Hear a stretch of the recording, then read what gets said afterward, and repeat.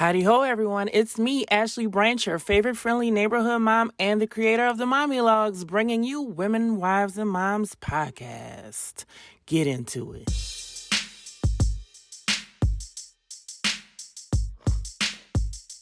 So how have you been?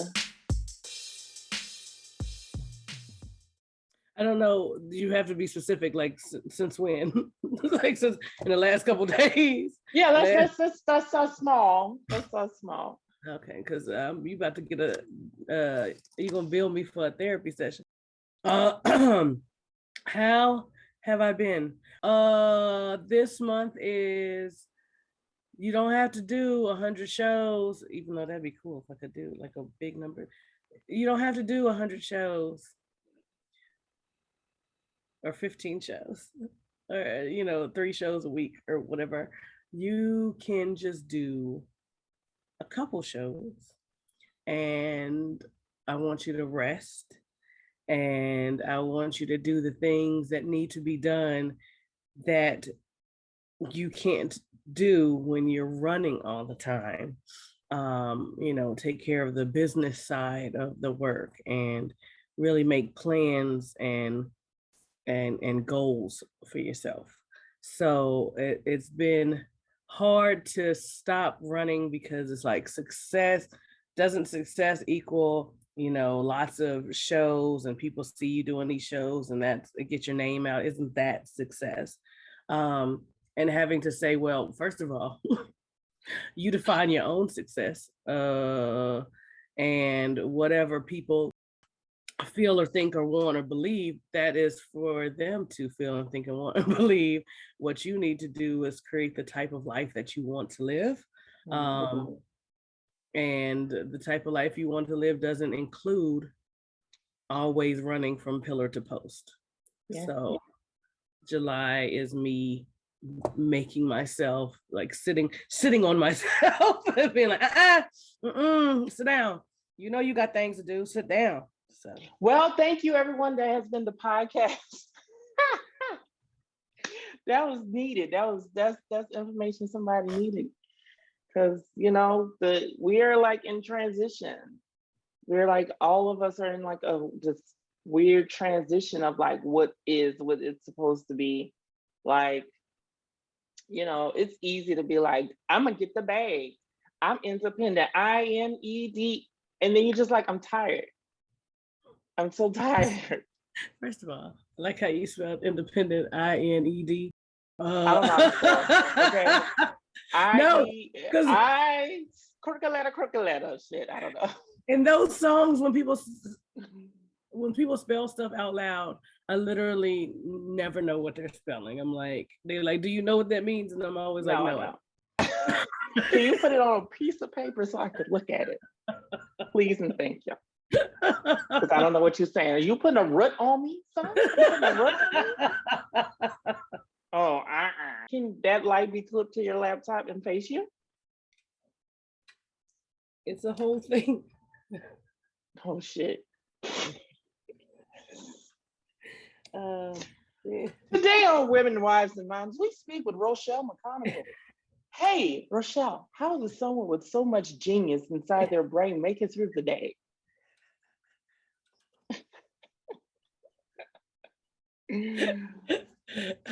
We see that you're talented in other fronts. The daily living seems to be something that it's a little hard. And my mom probably wants to know the answer to that as well.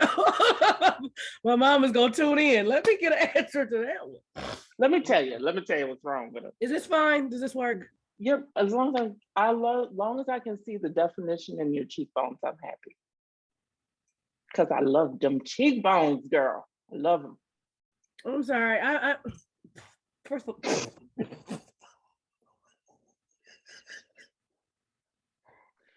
when Jesus is, I'm so embarrassed. My portion. Yeah, hallelujah. Everything. It's just I'm not okay. Did you mean that to be a sequential sentence? Like, I'm not okay? Or you're saying, I'm not, you know what? Okay. I'm ready for us to continue the interview. All of that got cut.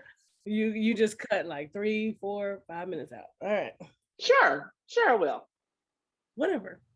You know what? Also, imperfection. I'm an advocate for people being more of their whole selves, and I understand that imperfection is part of that. So I am embracing my own imperfection. Embrace it. It's fun. It's fun. It's I love fun. your colors. Thank you. Just, I decided to stop masking. I'm a very colorful person. I like colors, always have. Very unique and eclectic person. And because I've always not want people to look at me, I muted myself. But then people still looked at me. Wow. So now I'm just gonna be like, all right, fine. I'm fuchsia. I'm fuchsia embodied. I'm fuchsia. Oh, wow. I should change my name to fuchsia. I was masking something I didn't know I had. I just knew that there are things I wanted to do that I didn't do because I didn't want people to think I was weird. And so I've thrown that concept of weird out the window. I tell the girls all the time, if anybody tells you you're weird, tell them thank you. And it's unfortunate that you're boring. That's what I tell them. But because weird is relative. Okay, like there are kids that I teach that like to lick desks and chew on erasers and eat their boogers. And okay, so at this point they're just gross. But they don't see nothing wrong with it. But then we'll quickly point out somebody who likes to sniff crayons. I'm like, oh, she's sniffing our crayons. Boy, should have been finished eating them boogers. I learned. Thank you for saying that. I appreciate that so much because it mirrors.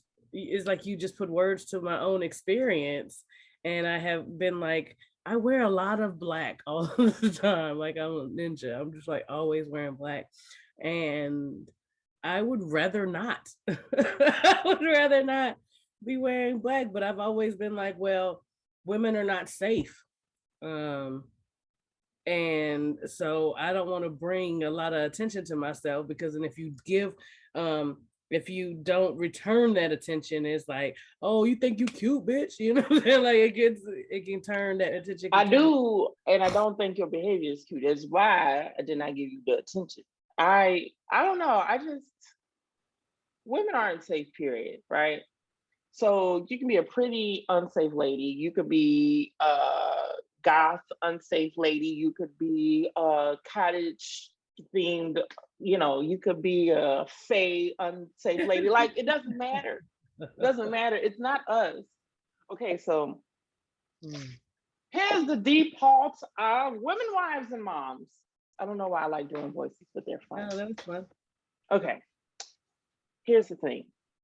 People's perception of you, there is nothing you can physically do to change anyone else's perception of you. Let's make this a bigger thought. Let's talk about the global majority, right? The global majority of people look like us.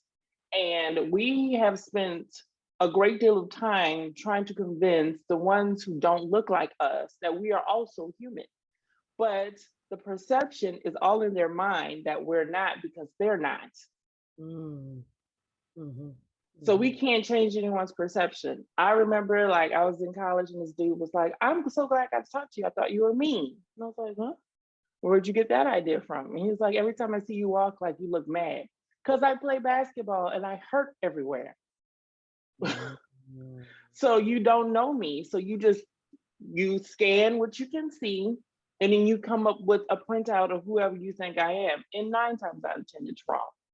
So you can't change people's perceptions of you. So that's why I'm just going to be out and weird. Out and weird. I'm gonna be out and weird.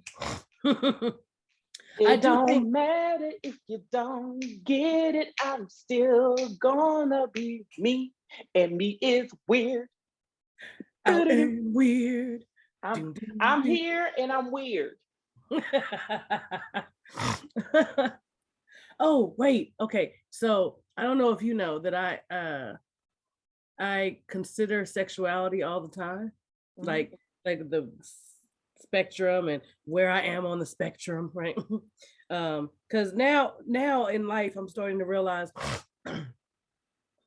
that everything, like we teach yes or no, right? We teach on or off, but Mhm.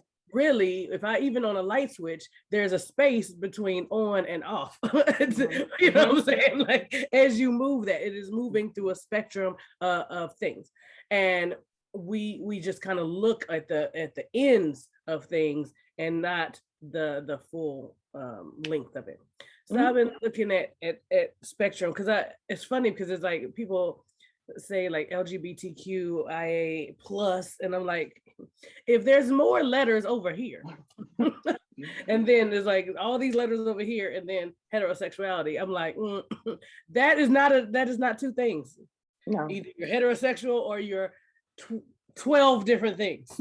No, your heterosexuality is just one dot on this whole spectrum of places you can land. Mhm. And so I've been trying to, figure out, because I've been single for forever. Even when I like sort of date people. I'm just and so I'll question myself and question. I think questioning is fine. Like, what do I like? Right? Especially in a world that tells you that you either like A or you like B. Well, what Mhm. do I like? And you were told that you were supposed to like A.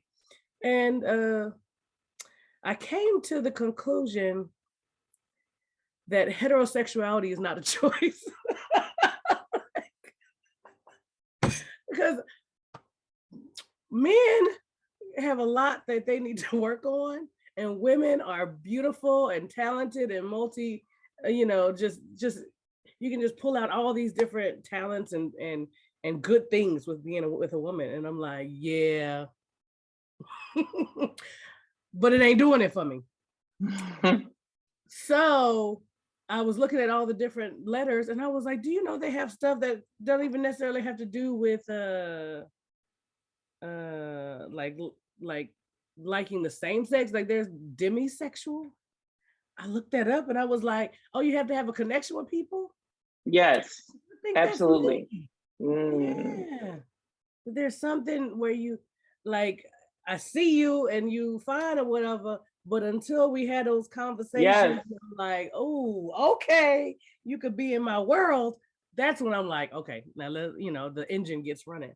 So I just think it's interesting to like be open to having those conversations and thinking to yourself who you are, what do you like, what works for you. that's Sorry. why most artists are what people now consider neurodivergent, and that's why a lot of your artists are the people who are LGBTQAI plus, right? So because we don't mind exploring things that most people don't want to touch, because I mean, we already don't live within the confines of society because we think differently. So Mhm. for me, like homosexuality and all the other letters didn't really mean much to me, because are you a person? Are you a Mhm. good person? Can I Mhm. talk to you? If you Mhm. are none of those things, then it doesn't matter if you are those letters or not. Because if you're not a good person, I don't want to be around you, period. I don't want to be your friend. I don't want to be a coworker. I don't even want to look at you. All right. You make such a good point in the sense like we are putting, like I like that people in that world are starting to, they're getting a platform to speak about their own experiences, right? And where they are, and like, so that you can have equal access to the world. Everyone should have that equal access to the world. But we're putting so much energy on like who you have sex with. I'm like, for real, like who you love and who you have sex with should not be up for debate. Like it's a problem. We all need to be talking about it. Are you a good person? Like, yeah, like that's where we should be looking. We should be looking at the heart and minds of people and not Mm-hmm. in their bedrooms. I don't I just that and I was thinking about that and race, like in the same way. Like, how did we get to a point where skin color and characteristics that come with that, like your nose shape and stuff like that, how do we get to a point where that is something that it can change the trajectory of your life, you know, just because you're one thing or another? We don't say, like, if I told you right now that I don't talk to big feet people, right? People that have big feet, I'm done with them. They shouldn't have jobs. They shouldn't be able to live with people. All right, well then the Zoom is over then. You can't talk to me no more, Rochelle. You can't, because I go and get men's shoes and they still be big size. But when we think of it like that, it's like, oh, that's so silly. But it is silly. We have chosen something, just something visual on a person, and have decided that that is a script of who they are. There are these things, and these things are negative. It's ridiculous. Whatever. This is what I look like. What? I'm gonna tell you what you look like. Don't be mad. You're not gonna be mad. You don't like this. You give me that. You have all the wisdom. That just is like, I am the Mother Earth. You will feel my energy. Well, I am all knowing and all seeing. And I see that you smell like nickels. Please, babe. You smell like nickels. I see that you smell like nickels. That's hilarious. You know, it's weird that white people created the humane society for dogs. And that is just my thought that I had in my head for a really long time that needed to be spoken. I think that goes really well in a comedy thing where you're just like, you know, me and white people, you know, I love you. I love everybody. But some things y'all do, I don't understand. Like, for instance, y'all create the humane society. You know, you want to be humane to dogs. To dogs. Not to people. Black people trying to get them a dog suit. I swear. I'm a Great Dane. I'm gonna be a Great Dane because that's about the only thing I could possibly be. Just dogness is dogness. Like, I feel bad that I have to teach my kids to be wary of white people because they've given us a reason. You've given us a reason. I've been harassed. I've had people cross the street when they see me come in. I have had people clutch their purse. I was in I performed this weekend with a troupe. I think it was this weekend, whatever. I don't remember days. With a troupe. And I realized that I have a number system of like comfort level. Like, okay, when there's 5-to-1 ratio white to black, I can still work in that space because I'm used to being the minority in a space and making it still work for me. And then I worked with my team, and no, I had only been in like 5-to-1 type scenarios, and now more people showed up for the show, and it was a 7-to-1 scenario, and all of a sudden I felt so uncomfortable. Like it's like my blackness kicked up and was like, what's it? Wait now. We safe? Are we safe? I don't think we safe. I think this needs to no. And I had to go find a person of color and be like, hello.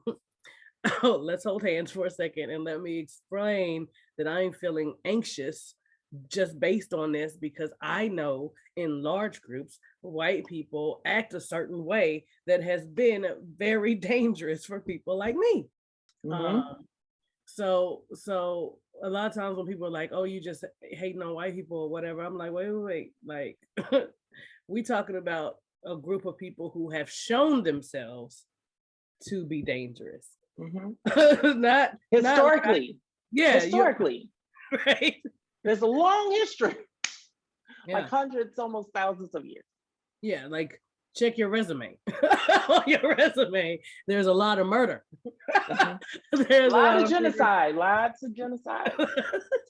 Oh, so I see you have genocide listed pretty much down the page. Can you just name one that was like your favorite to talk about? I would like to thank all the indigenous people in the Americas, maybe. Because we only got to West Africa and South Africa. My favorite was the smallpox blankets. Honestly, I was like, wow. Thank you, Martha, for coming up with that. Martha came up with it. Thank you, Martha. Yeah, Puritan Martha. We played this game and it wound up putting us in the past. And with Abraham Lincoln. And it was the first time that I'd gotten in years. It was the first time in years that I'd ever felt a knot in my stomach where I was like, I don't even know what I'm supposed to do. Like, how can I play? We're playing, but you have the ability to play in the past in a way that I do not have. Okay, so am I the slave in this scene or the slave in the next scene? Like, what scene will I be in chains? And so it was very different. And not in the way I like. Not in the way I like. Well, there was no safe word for these chains. So that's the real problem. They never developed a safe word. Amen. I feel that though. I feel like I had a show at the Dragons Den one time, and I showed up kind of early. And at first it was like 4 white guys. And I was like, all right, the bros are here. Hey, Brett, how you doing? Then it was 8 white guys. Then it was 10 white. And then it ended up that I was the only female in there. And I was the only Black person for the longest time. And I was just like, Lord, give me the hands of Jean-Claude Van Damme, because I'm going to have to chop all these people up.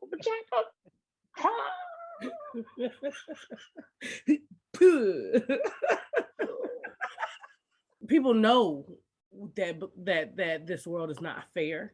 Mm-hmm. And they accept it as a part of the social contract. It is okay for it not to be fair for them because that unfairness allows me to succeed, allows me to have the things that I have. And I don't want to give up my comfort. And I think about that because like we go to work and stuff with white folks, and you knew that it's harder for me to just get into this building than it is for you. You know that my life expectancy is lower. You know, like all the things that I have to carry around each and every day just to show up in the same in a seat next to yours. And to be okay with that just says so much about a group of people, that you have learned to be okay with someone else's suffering. That's like living next to like a slaughter facility, and you hear the screams of animals over and over again, and you just like, that's just I'm biting into my hamburger. Thank you. Yeah, that's how you with get beef. Bacon. right. With chicken strips. You're happy. You're fine with the outcome. So you're willing to deal with all the dirt and ugly that goes along with it. And the real issue that you have is when people call you on that dirt and ugliness and say, hey, ew, you got blood on your hands. That's nasty. You and like, oh, this? Gross. This? Yeah. This is decoration. What? Why are you calling me on blood on my hands? Like, haven't you seen blood before? You do blood. I'm not the only one who's ever done blood. Like, no. Instead of deflecting and defending, be like, you know what? This is disgusting. How do I live a life where I lessen the amount of blood on my hands? And that's for anybody, for all the different things that we care about. The earth. How do we lessen our negative impact on the earth? How do we be more for the environment? Like, that's for everyone. And we should be, I think we have to be sad and broken and upset all the time in order to do those things. Where if you talk to a Black person, you know that even under oppression, you can find joy. You can have a joyful life. Even when things are like crappy, you can. We invented twerking, okay? And when it started, it was not twerking. That's right. Yes. it was, let me educate you, all right? In New Orleans, we called it pussy popping. Mm-hmm. And guess when you started pussy popping? When you was in a pamper. You was in a pamper pussy popping. That's right. In a pamper. Pussy popping in a pamper. That's right, baby. It's true. It's true. I used to teach in New Orleans, and all my little girls say, get up off that ground. That was talented though. It's just in us. It's just in us. Good. That was good, girl. But for real, the way you flipped into the split, that was wonderful. That's very acrobatic. You're very limber. Oh, I really enjoyed how you caught that wall.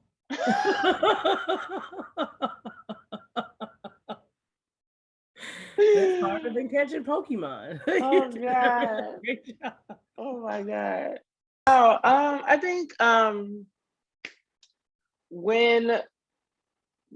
when people start worrying about where they sit on the totem pole, because when you always are concerned where you're sitting on a totem pole, you're always, first of all, you're always looking down. You're not even looking up. You're just looking down like, okay, now who am I above now? Who am I better than now? Mm-hmm. And what's sad about it is that has found itself into our education system. That's why they're always being tested. Because you're testing a child not to know what they know, but to know in relation to other children what they know. These kids know this, but these kids don't.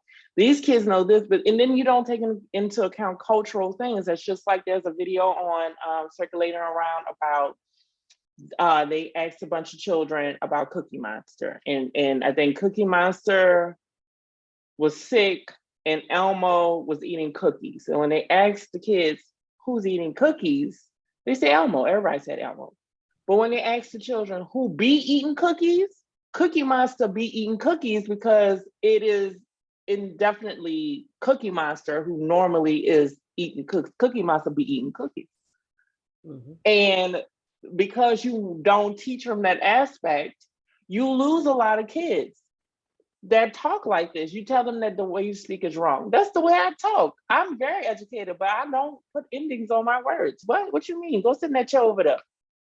So I can go comb your hair. Well, be eating, first of all, just in that thing, be eating is like, that's to me sounds like in general, who is the person who normally is the one who be eating it? That's Cookie Monster. Who's eating it now? That's a different question. Mm-hmm. Yeah, and they know this. It's like, But anyway, let's get off of we them. were oral language people, you know. Yes. And oral, like even our history passed orally, and so then we became part of a society where whoever writes it down is the correct one, you know, and how it is written is how it's supposed to be. And I'm like, how you gonna tell me I speak wrong when we don't speak British English? Okay, hello. You know, a bastardized English anyway, and then we speak a mixture of our, you know, our ancestors' language and English. And that's our language. That's fine. Like, my problem is, if you understand me, that's it. It's not about it. It's do you understand? Plus, I don't correct the kids at school. I don't correct them because I know what you're saying. I know what you meant to say. And so what I do is I don't say, you don't say this, you say this. I will just say it how I say it back to them. And then half the time they be like, Miss Branch, that's not how you say that. But you know what? That's not how you say it. Okay, that's how I say it. Ain't nothing wrong with it. Well, that it should be counted as a dual language, you know. Well, AAVE is a language. We speak AAVE all the time. When we look at each other and don't say shit, and we know what we're trying to say, like if a dude walked in and he fine as hell, I'm gonna look at you like,